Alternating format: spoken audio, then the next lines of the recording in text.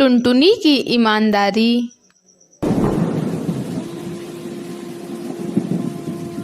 टुनटुनी एक अंधी चिड़िया थी। वह सड़कों पर भीख मांगकर गुजारा करती थी। उसका पति टुन्नू चिड़ा कुछ समय पहले ही सड़क दुर्घटना में चल बसा। अब टुनटुनी चिड़िया अपने दोनों बच्चों के साथ शहर में बिल्कुल अकेली हो गई थी। सड़क के किनारे बच्चों को बिठाकर वह इधर उधर भीख मांगने जाती। अगर कुछ मिलता तो अपने बच्चों को खिला देती, वरना भूखा ही सुला देती। आते जाते पक्षी टुनटुनी की कटोरी में भीख में सिक्के डाल जाते। बाबूजी पैसे दे दो, बड़ी मेहरबानी होगी बाबूजी। खुले पैसे नहीं है मेरे पास, माफ करो बहन जी।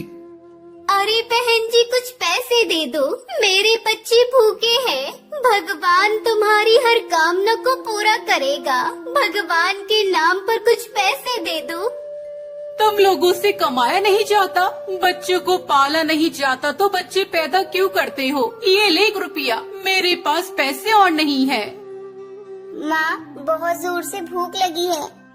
रुक बेटा, मैं चाय वाले से ब्रेड का पीस खरीद कर देती हूँ।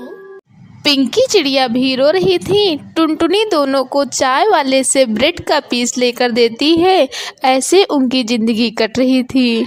उसके साथ कुछ और चिड़िया भी भीख मांग रही थी, जिनमें से एक थी टूनी चिड़िया। वह अपने बेटे को कमाई का जरिया बनाकर पैसे कमाती थी। माँ ये गोलू के सर पर पट्टी क्यों बंधी है? कल तक तो ये बिल्कुल ठीक था। गोलू तू दर्द से जोर जोर से चिल्ला रहा। और सुन, पैसे वाले पक्षी दिखाई देते ही उनकी गाड़ी के सामने आ जाना, वो तुझे घायल देखकर अच्छे पैसे देंगे। टूनी तुम ये सब मत किया करो। पैसे कमाने के चक्कर में तुम अपने बेटे को गलत सीख दे रही हो। अरे ओ अंधी, तू ना अपना मुंह बंद रखा कर। खुद तो सचमुच की अंधी होकर भी मुश्किल से 5-10 रुपए कमाती है, और हम 100-200 कमाए तो तू जलती है। टुनटुनी चिड़िया जानती थी कि टूनी को समझाना बेकार है। टूनी चिड़िया लालची है और वह उसकी नहीं सुनेगी। एक दिन टुनटुनी और टूनी दोनों भीख मांग रहे थे कि एक पक्षी टुनटुनी को 10 रुपया देने लगता है। माँ यून अंकल का बटुआ गिर गया। सुनहरी बेटा संभाल कर रख ले, इसमें देख क्या क्या रखा है, शायद कोई पता लिखा हो। माँ इस बटुए में तो बहुत सारे नोट हैं। सुनहरी ये रुपये वापस बटुए में रख दे, यून साहब की अमानत है। हम किसी पक्षी से उनका पता पूछकर उन्हें वापस दे आएंगे। टुनटुनी तू पागल हो गई है? जरा सोच, ये रुपए तेरे और तेरे बच्चों के कितने काम आएंगे। सुनहरी और पिंकी ने कितने दिन से कुछ नहीं खाया, उनको बढ़िया बढ़िया खाना खिला सकती है, अच्छे कपड़े खरीद कर दे सकती है। और तो और तेरे बच्चों के सर पर छत नहीं है, तू एक अच्छा सा घोंसला किराए पर लेकर रह सकती है।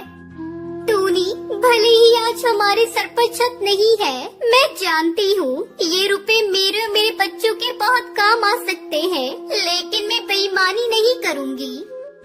नहीं माँ, मैं ये बटुआ वापस नहीं दूंगी। मुझे खाना खाना है, अच्छे अच्छे कपड़े खरीदने हैं, मुझे सड़क पर नहीं घर पर रहना है। माँ सुनहरी ये बटुआ मुझे दे दे, जिद मत कर। सुनहरी टुनटुनी चिड़िया को बटुआ न देने की जिद करती है। गुस्से में आकर टुनटुनी सुनहरी पर चिल्ला देती है। सुनहरी रोने लगती है। सुनहरी बेटा, जीवन में कितनी भी कठिनाइयाँ आ जाए, पर हमको कभी भी गलत राह पर नहीं चलना चाहिए। इसलिए हम ये बटुआ उन साहब के घर वापस दे आएंगे। टुनटुनी चिड़िया उस कालू सेठ के घर पहुँचती है। माँ ये तो बहुत बड़ा घर है और गेट पर एक भैया बैठे हैं। ए बेकारन, कहाँ चली आ रही है? किससे मिलना है? भैया मुझे इस घर के मालिक से मिलना है, मुझे उनसे बहुत जरूरी काम है। अगर तुझे कोई भीख चाहिए तो वो आज के दिन तो नहीं देते, उसके लिए तुझे मंदिर जाना होगा। साहब हर सोमवार को मंदिर में ही भिखारियों को दान करते हैं। नहीं भैया, मुझे उनसे कोई और काम है, मुझे उन्हें कुछ देना है। तेरे पास ऐसा क्या है जो तू हमारे साहब को देगी? चल हट आगे से, अंधी कहीं की। साहब की गाड़ी निकलने वाली है, हट जा। जैसे ही कालू सेठ की गाड़ी निकलने वाली होती है, टुनटुनी चिड़िया उस गाड़ी से टकरा जाती है। अरे अभी गाड़ी के नीचे आ जाती, सामने से हटो, कौन हो तुम? अरे नहीं, ये एक अंधी भिखारन है जो बहुत देर से आपसे मिलने के लिए कह रही थी। बोल रही है आपको कुछ देना है। तुम्हें मुझसे क्या काम है, बताओ। सुनहरी बेटा, ये साहब का बटुआ दे दो। आपका बटुआ कल सड़क पर गिर गया था जब आप मुझे भीख दे रही थी। कालू सेठ अपना बटुआ खोलकर देखता है, उसमें पूरे रुपए थे, एक भी रुपया कम नहीं था। कालू सेठ टुनटुनी की ईमानदारी देखकर हैरान रह जाता है और उसकी बहुत तारीफ करता है और अपने घर के अंदर बुलाता है। आज के जमाने में तुम्हारे जैसे ईमानदार बहुत कम मिलते हैं। तुम आंखों से देख नहीं सकती हो, इन रुपयों से तुम बहुत कुछ कर सकती थी, पर फिर भी तुम ये बटुआ वापस करने आई। ये देखकर हम सचमुच बहुत हैरान हैं। सेठ जी, मुझे ऊपर जाकर भगवान को जवाब देना है। अगर आज मैं रुपयों से अपने बच्चों का पेट पालती तो मेरे बच्चे भी वही सीखते और कल कुछ गलत काम भी कर सकते थे। मैं नहीं चाहती थी कि मेरे बच्चे ऐसे बने।